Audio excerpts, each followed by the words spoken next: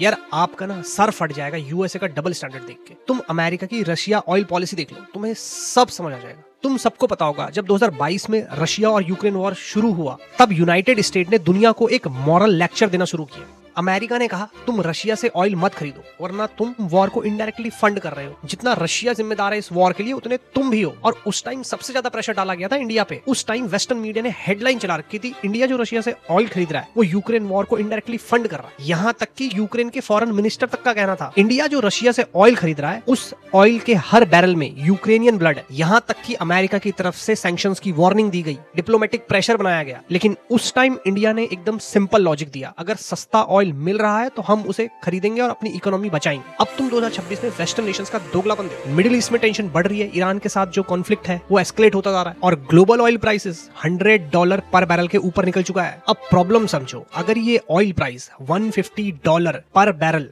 तक पहुंच गया तो सिर्फ डेवलपिंग कंट्रीज ही नहीं, अमेरिका की इकोनॉमी भी हिलेगी, एनर्जी इन्फ्लेशन बढ़ेगी, फ्यूल प्राइसेस स्काई रॉकेट होंगे और ग्लोबल रिसेशन का रिस्क खड़ा हो जाएगा। अब डोनाल्ड ट्रम्प भाई साहब के एडमिनिस्ट्रेशन से एक प्रेस रिलीज होता है कि सारी कंट्रीज अब रशिया से ऑयल खरीद सकती है। वो ऑयल नहीं जो रशिया प्रोड्यूस कर रहा है, वो ऑयल जो ऑलरेडी सी ट्रांजिट में। और आप देखना आगे चल के अगर ये क्रूड प्राइस और स्काई रॉकेट होंगे तो ट्रम्प भाई साहब खुद रशिया को बोलेंगे कि ऑयल और प्रोड्यूस करो। हिपोक्रेसी देखो आप इनकी, जिस चीज के लिए पहले खुद लेक्चर दिया जा रहा था अब वही काम खुद अमेरिका अलाउ कर रहा है। क्या कहने ट्रम्प चचा आपके। अब कहां गए वो यूक्रेन के फॉरेन मिनिस्टर। अब कोई जवाब नहीं आएगा वहां से, क्योंकि पता है उन्हें अगर वो मुंह खोलेंगे तो ट्रम्प डैडी अपना सपोर्ट यूक्रेन वॉर से हटा लेंगे। इसीलिए इंटरनेशनल पॉलिटिक्स में दोस्ती या दुश्मनी परमानेंट नहीं होती है, सिर्फ इंटरेस्ट परमानेंट होते हैं। अब तुम कमेंट में बताओ, अमेरिका प्रैक्टिकल है या एक बहुत बड़ा हिपोक्रेट।